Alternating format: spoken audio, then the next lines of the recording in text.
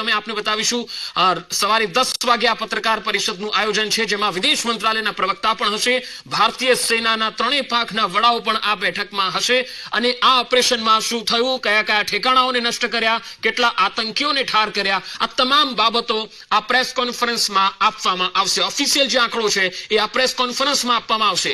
9 જેટલા ટાર્ગેટ બતાવવામાં આવી રહ્યા છે, જે પાકિસ્તાન અને પીઓકેમાં નક્કી કરીને અને ત્યારબાદ એર સ્ટ્રાઇક કરવામાં આવી હતી. લગભગ માનવામાં આવે તો અસંખ્ય આતંકીઓ છે કે જે આ એર સ્ટ્રાઇકમાં નષ્ટ થઈ ગયા છે, તેમને ઠાર કરી દેવામાં આવ્યા છે. 24 મિસાઇલથી 9 આતંકી અડ્ડાઓ ધ્વસ્ત કર્યા છે અને પીએમ મોદીએ ઓપરેશન સિંદૂર નામ આપ્યું છે અને ભારતીય સેનાએ જે એર સ્ટ્રાઇક કરી છે તેનાથી દેશભરમાં જશ્નનો અને ખુશીનો માહોલ છે. જય હિન્દ અને ભારત માતા કી જયના નારા દરેક રાજ્યમાં ગુંજી રહ્યા છે. આ તમે તસવીરો જોઈ શકો છો. ફટાકડા ફોડીને લોકો ખુશી મનાવી રહ્યા છે, આતશબાજી થઈ રહી છે, કારણ કે પહેલગામમાં જે હુમલો થયો હતો અને જે રીતે 27 લોકોના જીવ ગયા, નિર્દોષ લોકો પર જે રીતે આતંકીઓએ હુમલા કર્યા હતા, તેને લઈને દેશમાં જબરજસ્ત રોષ હતો અને ભારત ક્યારે જવાબ આપે તેની દેશ રાહ જોતો હતો.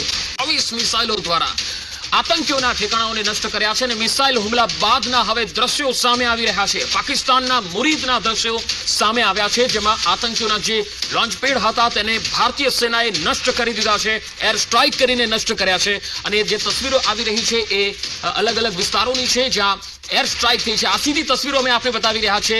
પાકિસ્તાનના મુરીદ ઇલાકે, પાકિસ્તાનનો આ મુરીદ કે વિસ્તાર છે કે જ્યાં ભારતીય સેનાએ એર સ્ટ્રાઇક કરી હતી અને અહીંયા લશ્કરે તોયબાનું હેડક્વાર્ટર છે એવું માનવામાં આવે છે અને ભારતે પરફેક્ટ ટાર્ગેટ પસંદ કર્યું છે. પાકિસ્તાનના મુરીદના આ દ્રશ્યો છે. ભારતે આ સ્થળ પર મિસાઇલ હુમલો કર્યો છે અને એમાં લશ્કરે તોયબાનું જે હેડક્વાર્ટર હતું તેને નષ્ટ કરવામાં આવ્યું છે. એટલું જ નહીં, આ હેડક્વાર્ટરમાં અનેક આતંકીઓ પણ હતા, તેઓને પણ નષ્ટ કરી દેવાયા છે. તો ભારતીય સેનાની આ એર સ્ટ્રાઇકમાં, મિસાઇલ હુમલામાં લશ્કરે તોયબાનું હેડક્વાર્ટર પણ ટાર્ગેટ પર હતું અને એ જ ટાર્ગેટ પર આ લશ્કરે તોયબાના જે આતંકીઓ છે તેઓને પણ નેસ્ત નાબૂદ કરી દીધા છે. પાકિસ્તાનના મુરીદના આ દ્રશ્યો છે અને આ વિસ્તારમાં લશ્કરે તોયબા જે છે એ આતંકીઓને ટ્રેનિંગ આપતું હતું. અહીંયા ટ્રેનિંગ કેમ્પો પણ ચાલી રહ્યા છે અને ત્યાંથી જ આતંકીઓ જમ્મુ કાશ્મીર અને બાકીના વિસ્તારોમાં ઘૂસી આવતા હતા અને ભારતીય સેના અથવા તો સિવિલિયન્સને તેઓ ટાર્ગેટ કરતા હતા. આ વખતે ભારતીય સેનાએ પરફેક્ટ ટાર્ગેટ પસંદ કર્યો છે. ઓપરેશન સિંદૂરથી પાકિસ્તાનમાં હડકંપ મચી ગયો છે. પાકિસ્તાની સેનાએ ઘાયલોની મુલાકાત લીધી છે, હોસ્પિટલમાં ઘાયલોની મુલાકાત લીધી છે. પાકિસ્તાની સેનાના અધિકારીએ ઘાયલોની તપાસ કરવા માટે હોસ્પિટલની મુલાકાત લીધી છે. આ તસવીરો આવી રહી છે.